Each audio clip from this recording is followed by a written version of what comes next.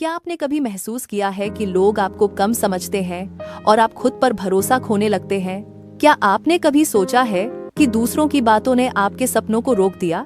इस कहानी में आप सीखेंगे कि कैसे आत्मविश्वास और लगातार प्रयास आपकी जिंदगी बदल सकते हैं। एक समय की बात है, एक छोटे से गांव में एक लड़की रहती थी। उसका नाम था कविता। कविता 18 साल की थी। वह शांत स्वभाव की थी। उसके अंदर बहुत टैलेंट था, लेकिन एक बड़ी समस्या थी, उसे खुद पर विश्वास नहीं था। वह हमेशा दूसरों की बातों पर भरोसा कर लेती थी। अगर कोई कह देता तुमसे नहीं होगा, तो वह मान लेती। धीरे धीरे उसने कोशिश करना ही छोड़ दिया।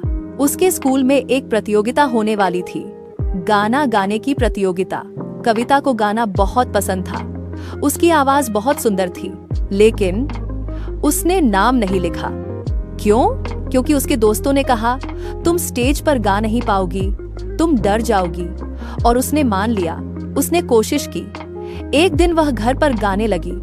उसने कोशिश की, लेकिन बीच में ही रुक गई। उसे लगा कोई सुन रहा है। वह डर गई।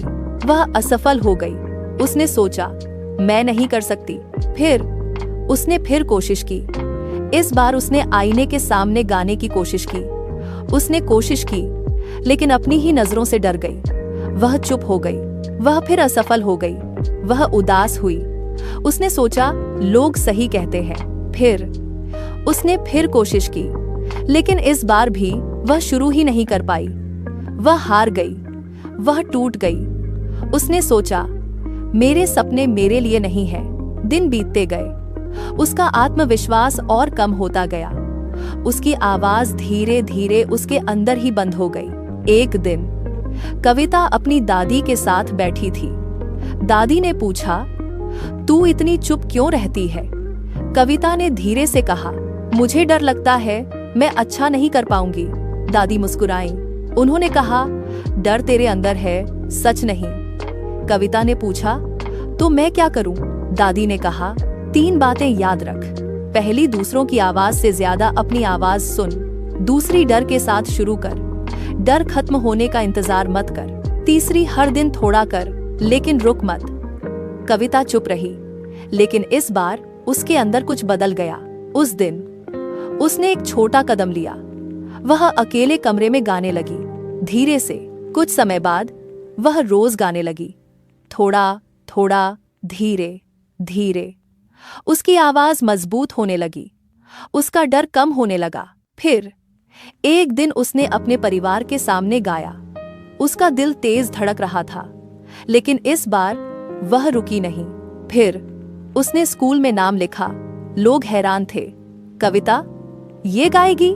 प्रतियोगिता का दिन आया। कविता स्टेज पर खड़ी थी। हाथ कांप रहे थे, दिल तेज धड़क रहा था, लेकिन उसने दादी की बात याद की।